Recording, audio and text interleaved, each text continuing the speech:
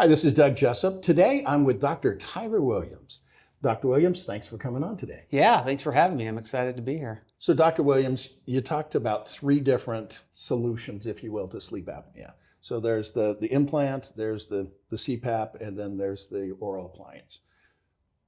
Help me understand a little bit of the cost breakdown, and let's just start with the most expensive one. I could guess which one it is, but I want to hear from you. It's a great question. So the most expensive one by far is the sleep apnea that's not treated. Oh, right. Good point. So a couple years ago, well, it might be 10 plus years ago, there was a Greyhound bus driver who had sleep apnea, and as the story's told, whoever his manager, whoever knew about it and let him still drive, and so he crashed this bus, and it was like a $6 million lawsuit, right? Last year, some of the estimates say it's as much as $10 billion from sleep apnea related accidents, right? So they estimate 1,000 deaths, which is a lot, but 10 billion is a lot more. And this is people who are drowsy at night and running through a red light, right? Or they veer off in the lane, or they operate heavy machinery and break some equipment or something like that, all right?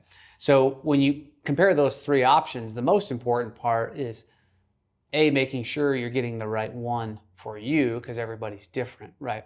Our niche is the oral appliances, but we work with providers in other disciplines as well to help people with other methods. So generally, your surgery is going to be your most expensive option.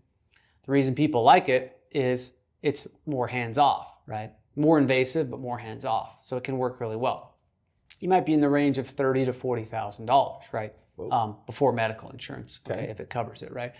Your second most costly is going to be a sleep appliance that drops down significantly, okay? And that can be anywhere out of pocket to a few $100s to a few thousand, depending on, if you're using insurance or self-pay or payment plans or those kind of things, Medicare, those different type of things. And then you go your CPAP, which is close to the oral appliance. Typically after year 3, your CPAP is going to cost more than an oral appliance.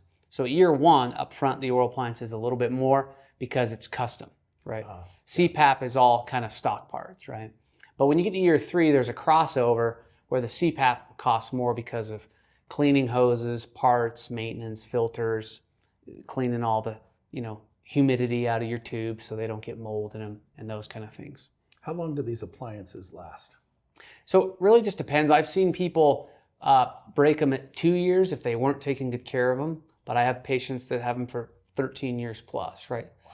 On average, I would say they generally last about 5 to 10 years if they're well cared for, most cases. Do they need to get, I guess there's a mold process or something? Yeah. How does that work? So you would get an impression, like a putty impression, kind of like if you've ever had a crown or a bridge, okay? But now we're doing it with a 3D technology, so you don't have to have all that putty in your mouth. So we have this cool camera that goes inside your mouth, and it builds a 3D model of your teeth, and then we do a 3D print of your teeth, and then we custom make the appliance on that model. With Dr. Tyler Williams, I'm Doug Jessup.